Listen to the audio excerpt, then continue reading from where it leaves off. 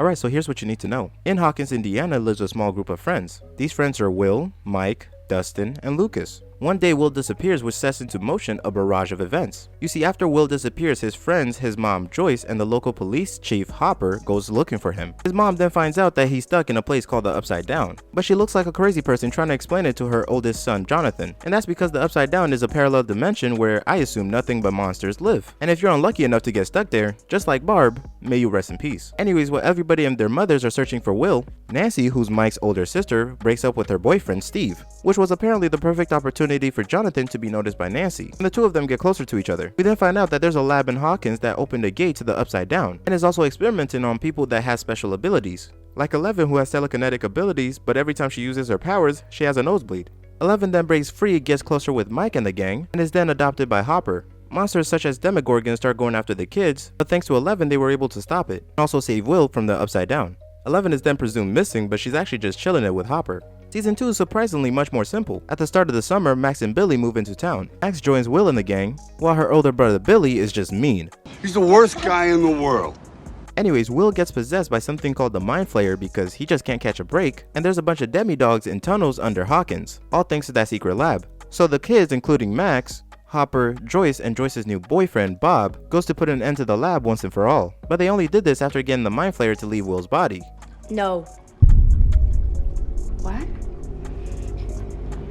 He likes it cold.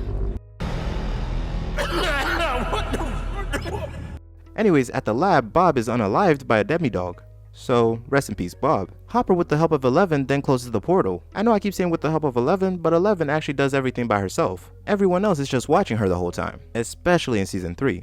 And speaking of, onto Season 3. There's a lot of relationships in this season, so let me just run them down. First, we have Mike and Eleven, who are very bad at expressing themselves. Next, we have Lucas and Max, who are on and off all season. Then we have Dustin, who has a long-distance relationship with a girl by the name of Susie.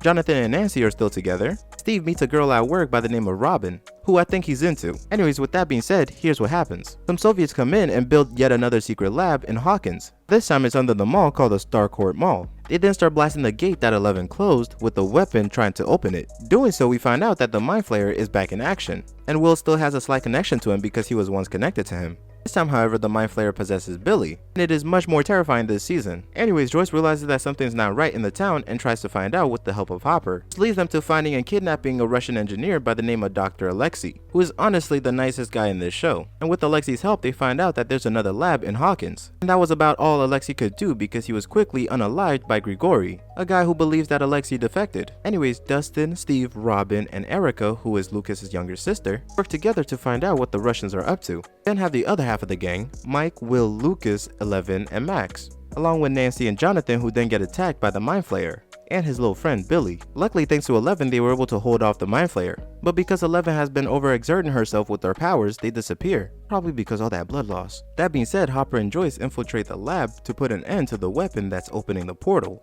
by blowing it up. Before they could do so, the Mind Flayer pins Eleven, about to kill her, but Billy steps in and sacrifices himself to save Eleven. How about that? It buys enough time for Joyce to set the bomb, but sadly Hopper was caught in it and it looks like he dies to everybody else. After everything calms down, Joyce, being an absolute genius, decides to finally move away from Hawkins, along with her two sons Jonathan and Will. She also takes Eleven with her because they all think Hopper's dead. Because they're moving, most of their relationships were probably going to be tested. The season then ends in a Soviet prison where they really treat people like snacks. To Demogorgons, which is also where Hopper is being held prisoner. And yeah, I hope I covered everything, but if you have any questions, be sure to leave a comment. And if you like that video and want to see more like it, leave a like and subscribe. That's it.